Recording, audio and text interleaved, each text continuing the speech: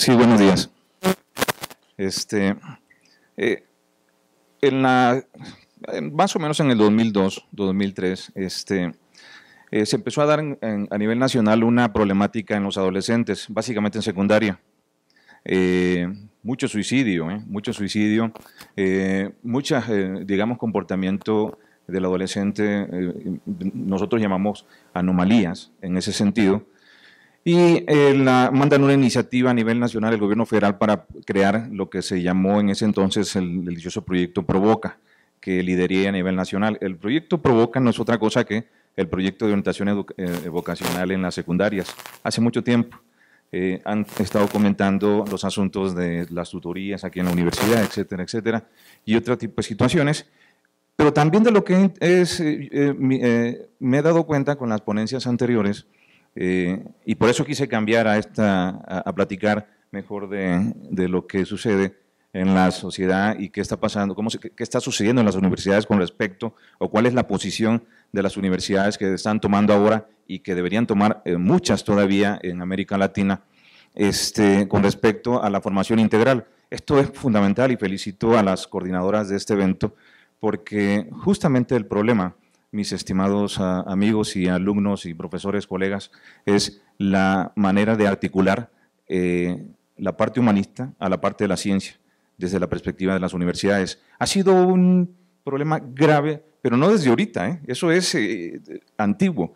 Yo podría teorizar mucho en términos de los filósofos que han estado aportando a los modelos educativos donde se forman los estudiantes, donde se forma la gente pensante y donde se forma el profesional. Sí, efectivamente, pero ¿se formará el ser humano en las universidades? Ese es el gran problema, insisto. Y para tal sentido, solamente voy a teorizar sobre dos o tres filósofos y colegas. Los dos conocidos por un servidor, uno en Francia y en otro en la Universidad de Utrecht, en Ámsterdam, en Holanda, que es el doctor Edgar Morin y el profesor Víctor Oz. Nada más de eso, y retomando, porque es una parte de un seminario que nosotros estamos dando en la facultad, que se llama Complejidad y Valores en las Organizaciones. Una partecita. Podría hablar de toda la integración curricular en términos de las materias que permiten esta formación del estudiante, pero creo que los colegas han estado planteando mucho en ese sentido. Al final, a lo mejor sí lo tocamos. Entonces, si gusta, por favor, miren, ahí solamente para marco referencia sobre qué es la educación integral. No voy a platicar el asunto de qué cosas se está dando hoy día y que todas las universidades deben estar planteándose como una comunidad de indagación para precisamente intervenir sus programas de estudios. Evidentemente, recordemos esto, por favor. Hay una teoría de la profesora Sandra Harding que tiene que ver con el conocimiento situado. Y esto básicamente es lo siguiente, una triada.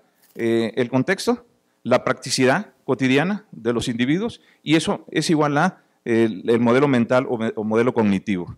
Es decir, ¿qué significa eso? Que todo lo que están viviendo hoy día, el estudiante en la escuela, en su casa, todo determina una practicidad. A partir de eso que vive en su contexto, de eso vive, de eso mira, de eso reflexiona, de eso actúa en ese sentido, y todo ello permite la formación de un modelo cognitivo. ¿Por qué hacerlo? Miren, en esa pequeña diapositiva traté de integrar el concepto de educación históricamente dado. Quiero que noten exactamente el primero. ¿Por qué se creó la educación integral? 1837-1902 en Francia. ¿Ven qué cosa buscaba? Preparar una persona para el mundo de la reflexión, para el trabajo. Evidentemente, ¿qué? Mixta y laica. Esto fue como respuesta a qué cosa, como pueden ver, al oscurantismo, algunos llaman así, a esa época, o toda la parte religiosa de la época de la civilización. Si pueden ver la segunda, cómo evolucionó el concepto de desarrollo integral, y esto tiene que ver con también cómo se vive el contexto. Miren, Conferencia Mundial sobre los Derechos Humanos, esto fue en 1933 en las Naciones Unidas. Vean qué significa el concepto de educación integral. Orientar la educación hacia el pleno desarrollo de la persona y el reforzamiento de los derechos humanos y la libertad fundamental. Pero vean qué sucede el día de hoy, justamente lo que platicaba el psicólogo Alejandro, cuando planteaba, el tema del SIDA. Pues efectivamente, todas las universidades y organizaciones públicas y privadas en el mundo desde el momento de que se descubrió el asunto del SIDA y se volvió un fenómeno mundial, ¿qué cosa hicieron? Empezaron a definir un concepto más importante. ¿Esto nace en dónde? En Camerún. Este es interesante. Y empezaron a decirle a todas las organizaciones universitarias, todas las escuelas primarias, secundarias, y toda una ola de políticas públicas que permitieron las posibilidades de acciones, esa parte. ¿Qué les trato de decir entonces? Que el contexto determina mucho el nivel o la definición o la practicidad de lo que sería una educación integral. Pero aquí viene otra cosa, la que sigue. Miren, en la etapa de la historia, vean cómo ha sido la educación integral y el tipo de educación que se ha utilizado hasta nuestros días de la revolución industrial. Hasta ahí le dije a mi becario que cerrara porque hay más situaciones. En cada uno tiene una característica propia la educación integral. Pero, ¿qué creen? La reflexión viene. Vean. ¿Qué pasa entonces? ¿Nuevos tipos de sociedades implican nuevas formas de educación? Se vislumbra preguntas. ¿Es necesaria entonces una nueva educación integral hoy? ¿Deben nacer bajo la ruina de las otras? ¿Qué característica debe tener? La que sigue, si es tan amable.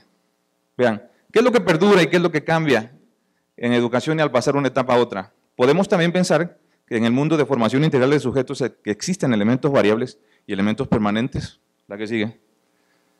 Problemas ligadas al desarrollo de la ciencia. Veía yo la primera colega, la doctora Hernández, hacía un planteamiento de todas las licenciaturas que ellos dan. Evidentemente ahí inmediatamente veo el problema de la integración de la parte humanista, de las materias humanistas. ¿Por qué las materias humanistas? Pues eso ha sido histórico, el gran problema de las universidades. Perdón, voy a decir algo. Aunque el esfuerzo está haciéndose importante en cuestión de tutorías, pero ¿qué perfil debe tener un tutor? Lo principal. El tutor debe tener, no solamente cualquiera puede ser tutor, el tutor debe tener elementos teóricos, conceptuales, metodológicos y de intervención del conocimiento y desarrollo de la evolución de la problemática. ¿De quién? De los educandos. No desde la perspectiva académica, de su propia disciplina, sino también, ¿qué cosa? Por lo menos recibía en la Universidad de Stanford el profesor Papalia en su momento sobre el desarrollo del adolescente y era impresionante todo lo que los profesores deben de saber, es decir, la educación integral. Es decir, otra vez, la integración, si es cierto, enseñamos matemáticas, enseñamos derecho, pero enseñamos a conocer al ser humano. Decía el profesor, el psicólogo, algo muy importante. Primero nosotros, ¿no? Conociéndonos nosotros, podríamos conocer al otro de alguna manera. Me baso en ese documentito, los 7 saberes necesarios, y hay muchos más que tienen que ver con la educación transdisciplinaria o la educación planetaria. La que sigue, si son tan amables. Vean, problemáticas del dilema global, desde destrucción de sistemas ecológicos, explosión demográfica, ¿vean? Profunda desigualdad económica entre grupos sociales, genocidio, racismo, xenofobia, todo lo que está pasando, lo de hoy, es, por el amor de Dios, vulnerabilidad de los sistemas tecnológicos, visiones del mundo obsoletas, la muerte de Dios, y en la muerte de Dios, ahí cito a Heidegger, cito a Batimo, premio Nobel, cito a Lyotard, y puedo citar a muchos, que creo que a lo mejor por eso me invitaron el día de hoy aquí, por un artículo que escribí en una revista internacional indexada, sobre la muerte de Dios y las organizaciones, que es lo que sucede. La que sigue.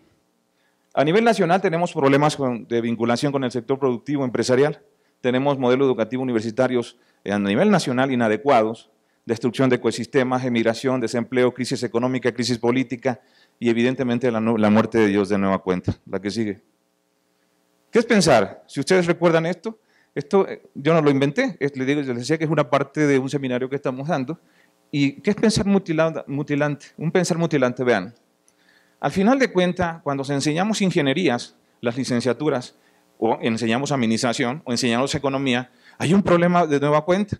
Se está abriendo la parte sistemática del método científico integrado, es decir, la parte de la disciplina científica. Pero de nueva cuenta ahí, se está dando en la misma formación, se está dando la formación para el conocimiento del ser humano. Ese sería el gran dilema. A eso Morán le llama sobre inteligencia ciega. ¿Qué pasa? Es insisto, resolvemos problemas matemáticos, pero ahí se quedan. Resolvemos problemas civiles, ingenierías civiles, etcétera, de todas las ciencias. Pero de nueva cuenta, ¿qué es lo que está sucediendo? Voy a ser recalcitrante en esa parte, porque el paradigma, digamos, el paradigma científico integrado de las ciencias naturales no ha permitido la formación o no se ha podido vincular con el desarrollo de las ciencias humanas y en las universidades que se debe plasmar de manera concreta en los programas de estudio, está claro. Por ejemplo, el modelo educativo de nuestra universidad dicen que se basa en el modelo constructivista y cognitivista de Vygotsky y Ausubel, ¿no? Pero aquí hay una situación interesante, y otros teóricos, ¿no? También. Una situación interesante, cuando yo reviso el diseño de la planeación didáctica, el tema no lo relacionan con la resolución de problemas en el entorno del adolescente o en el entorno de la temática. Es decir, se da la clase, pero no está resolviendo nada. ¿Y eso qué se llama? Eso se llama la minuta o la didáctica constructiva de Vygotsky, por ejemplo. Esa herramienta sirve. Entonces, ¿qué se planifica? Se planifica la temática. No se está aplicando para resolver problemas. Les doy un dato. De cada 10 jovencitas de Chamilpa, me preocupó el dato, aquí está en el centro de salud, de cada 10 jovencitas, estamos hablando de 6 a 7 tienen un proceso de embarazo, adolescentes. Estamos hablando de 13, 14 años. Pero eso no es lo más grave es que de cada 10 jovencitas que iniciaban sus relaciones sexuales por primera vez, tienen un problema de enfermedad de transmisión sexual. ¿Eso qué significa? De cada 10, 3 tienen un problema de papiloma humano. Eso es preocupante. Cuando yo diseño mi materia, según el modelo educativo que tenemos, entonces, ¿qué tengo que hacer? Por lo menos desde la perspectiva del propio modelo y de donde emana la técnica de enseñanza, pues tenemos que programar ¿qué cosa? Mi temática y la resolución de los problemas que se están dando. Si nosotros preguntamos en este momento a un profesor o a un alumno, ¿cuáles son los problemas intrínsecos que están en el área de influencia de la universidad? Y eso es interesante. Bueno, yo sé que lo saben, no se los preguntamos, pero los dejamos como reflexión y sé que lo saben. Y a partir de todo eso se planifican, ¿qué cosa? Se está planificando una clase. Tenemos 2.318 empresas aquí en Cuernavaca. El 98% de nuestros estudiantes la población económicamente activa, ¿dónde está? En esas empresas. Es decir, ¿qué tenemos que hacer? ¿Cuáles son las problemáticas de las empresas que están solicitando? ¿No? Entonces, sobre ese tipo de situaciones formalizar nuestros programas de estudio. La que sigue, si es tan amable. La que sigue. Vean, la que sigue. Voy a ir a uno más directo. A la que sigue, si es tan amable, por favor. La que sigue. La que sigue. Aquí. Vean. Esta parte definitivamente no la hemos podido integrar a las áreas de ciencias duras, que es antropología y también la conciencia múltiple de las dimensiones ecológicas y la parte espiritual, pero no de la perspectiva de la religión y la parte cívica. Esas situaciones no hemos podido solucionarlas. La que sigue, si es tan amable. ¿Qué tenemos que hacer para poder hacer esto? Eso. 3 momentos. La final, lucha contra la incertidumbre y más no pretende eliminarla, porque no es posible. ¿No? La que sigue. Vean, enseñamos a comprender matemática, gramática, física, pero no al ser humano.